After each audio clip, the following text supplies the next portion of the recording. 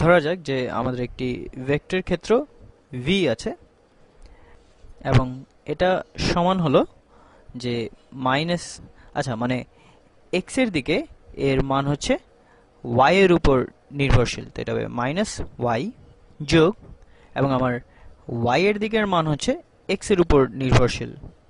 ঠিক আছে, এখন চলো আমরা এই v এর কার্লটা কি হবে সেটা নির্ণয় করে ফেলি। তো কার্ল অফ v এটা সমান হচ্ছে যে এই ডেল অপারেটরের সাথে ক্রস প্রোডাক্ট এই ভেক্টর ক্ষেত্র v এর জন্য। এখন এটা যদিও এটা দেখে মনে হচ্ছে যে এই ভেক্টর ক্ষেত্রটি দ্বিমাত্রিক, কিন্তু আমরা কার্ল নির্ণয়ের সময় আমাদের আসলে তিনটি মাত্রাই বিবেচনা করতে হবে। তো কার্ল অনেকটা এটা টর্কের মতোই। যদি তোমরা চৌম্বক তত্ত্ব বা টর্কের উপর কোনো ভিডিও দেখে থাকো তাহলে তোমরা জানো যে এগুলো যখন ডান হাতের নিয়ম প্রয়োগ করেছিলাম তখন দেখেছিলাম যে টর্কের দিক হলো উভয় ভেক্টরের গুণফলের সাথে লম্ব।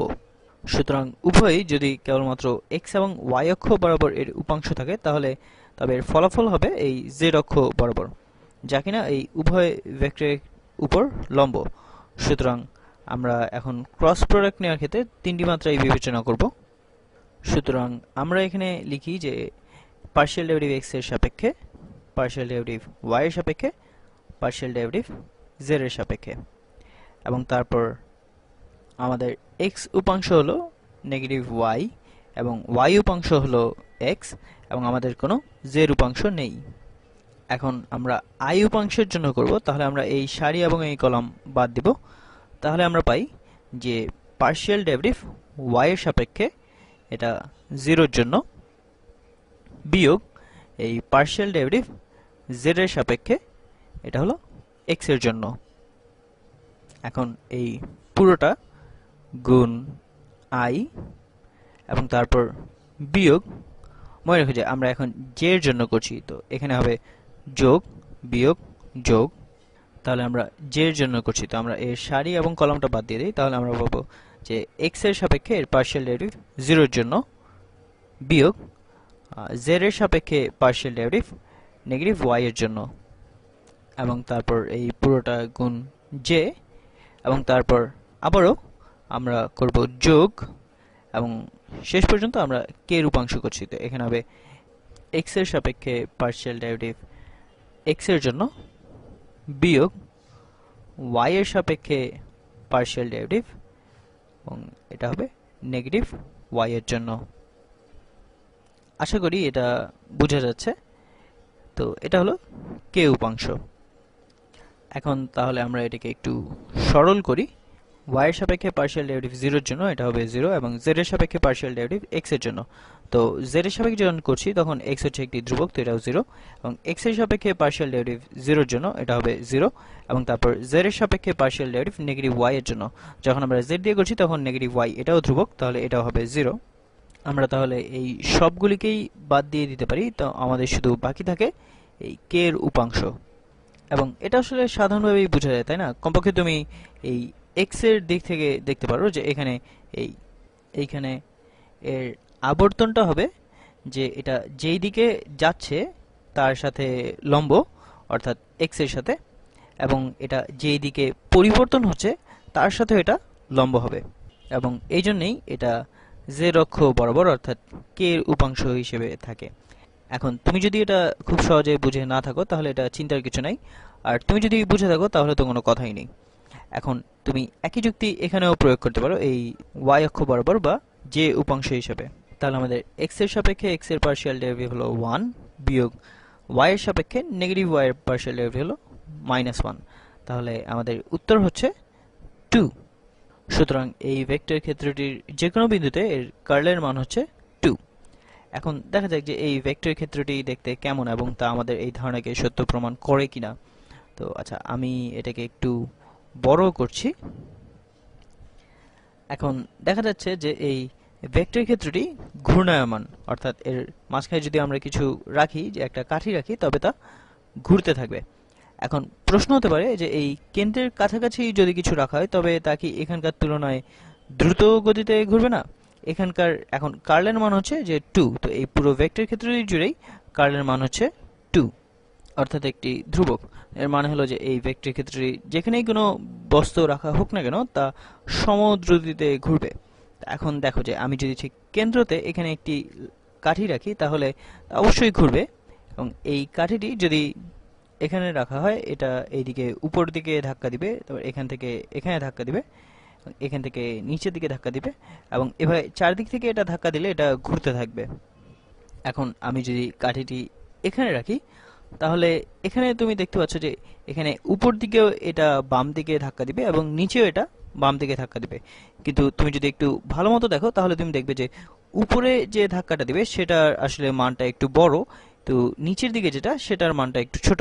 তো আসলে এখানেও এটা একটি টর্কের মতো বল তৈরি করবে, অর্থাৎ এটা গোল ঘুরতে থাকবে এবং এইটাও ঘড়ির বিপরীত দিকে ঘুরবে, যেমন এই মাঝখানেরটা ঘুরবে। তো এবং যেহেতু কার্ল একটি ধ্রুবক সংখ্যা, তো এই ভেক্টর ক্ষেত্রটির যে কোনো স্থানেই এই কাঠিটি রাখা হোক না কেন এটা ঘড়ির কাঁটার বিপরীতে এই ঘূর্ণনের মান সবসময় সমান হবে। আচ্ছা, এখন ছোট একটি পরীক্ষা করা যাক যে যদি আমাদের এই নেগেটিভ ওয়াই এর পরিবর্তে এটা পজিটিভ ওয়াই থাকতো তাহলে কি হতো। তো এখানে এটাও পজিটিভ ওয়াই হতো, এবং শেষে আমরা যেটার পার্শিয়াল ডেরিভেটিভ নিয়েছিলাম এই ওয়াই এর সাপেক্ষে এটাও পজিটিভ ওয়াই হতো। তাহলে এখানে আমরা পেতাম 1 বিয়োগ পজিটিভ 1। এর মানে হলো যে তখন আমরা কোনো ঘূর্ণনই পেতাম না।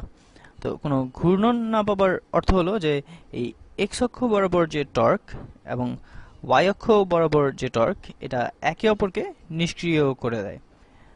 তাহলে এই দুইটি টর্ক একে অপরকে পুরোপুরিভাবে নিষ্ক্রিয় করে দেয়। এখন দেখি যে আমাদের নতুন এই ক্ষেত্রে এটা কি হবে।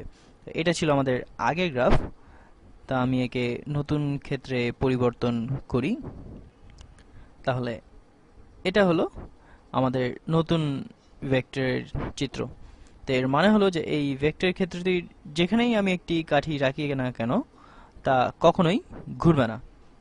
তাহলে এখন আমি যদি আমার সেই টুইগ বা কাঠির টুকরোটি এটা মাঝখানে রাখি তাহলে এটা এখান থেকে ধাক্কা দিবে এবং এটা এই দিক থেকে এটা টান দিবে, কিন্তু এটা আসলে কোনোভাবে আমাকে সাহায্য করছে না। আমি এটা এই কাঠিটা আসলে এখানে ঘুরবে না।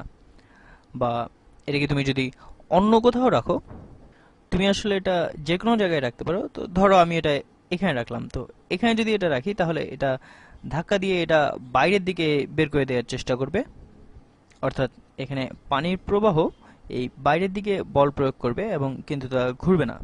সুতরাং যদিও এই এক্স এবং ওয়াই অক্ষরেখা বরাবর এটার কার্ল আছে কিন্তু তা একে অপরকে নিষ্ক্রিয় করে দেয়, তো এটা কোনোভাবে এখানে ঘূর্ণন সম্ভব নয়।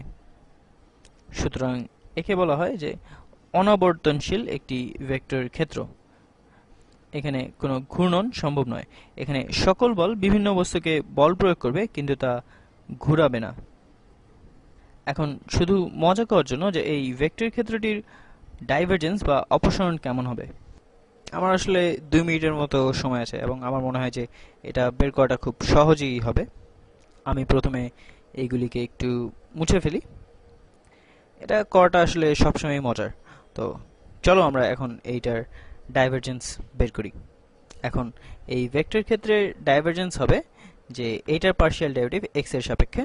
তো এটা হবে ডাইভারজেন্স ভেক্টর ক্ষেত্র ভি এর জন্য সমান সমান ডেল অপারেটর ডট এই ভেক্টর ক্ষেত্র ভি, অর্থাৎ এইটার পার্শিয়াল ডেরিভেটিভ এক্স এর সাপেক্ষে, অর্থাৎ ওয়াই এর পার্শিয়াল ডেরিভেটিভ এক্স এর সাপেক্ষে এটা হলো 0 এবং এক্স এর পার্শিয়াল ডেরিভেটিভ ওয়াই এর সাপেক্ষে, তো এটাও হবে 0। অর্থাৎ এখানে আমাদের ডাইভারজেন্স হলো 0 এবং আমাদের যদি সেই নেগেটিভ ওয়াই থাকতো তাহলেও এটার ডাইভারজেন্স হতো 0। এখন এর মানে কি? এর মানে হলো যে তুমি যে কোনো জায়গায় একটি বৃত্ত আঁকতে পারো। ধরো যে এখানে, তো এখানে এই নিচের ডান দিক থেকে এখান থেকে যতগুলি বস্তুকণা বা যত তরল প্রবাহ হচ্ছে ঠিক ততটুকুই এই উপরের ডান দিক দিয়ে এখান থেকে বেরিয়ে যাচ্ছে, তাই না? অর্থাৎ এইখানে এবং এইখান থেকে যতটুকু আসছে ঠিক এইখান থেকে ততটুকু বেরিয়ে যাচ্ছে। তাহলে আমি এখানে যত ক্ষুদ্রই একটি বৃত্ত বা একটি গোলক নেই না কেন এর দেখা যাবে যে এর ঘনত্বের আসলে কোনো পরিবর্তন হচ্ছে না, এবং তুমি এখানে ছাড়া অন্য যে কোনো জায়গায় নিতে পারো সেখানেও আসলে ঠিক একই ব্যাপার হবে। ধরো আমি যদি এখানে আমি একটি বৃত্ত আঁকি, তাহলে আমাদের ডাইভারজেন্স 0, তার মানে হচ্ছে যে এর একদিক থেকে যতগুলি বস্তুকণা ঢুকছে ঠিক ততটুকু আরেক দিক থেকে বেরিয়ে যাচ্ছে, অর্থাৎ এর ঘনত্ব বাড়ছেও না অথবা কমছেও না।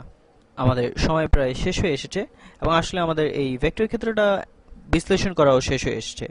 তো আমাদের পরের ভিডিওতে আবার দেখা হবে।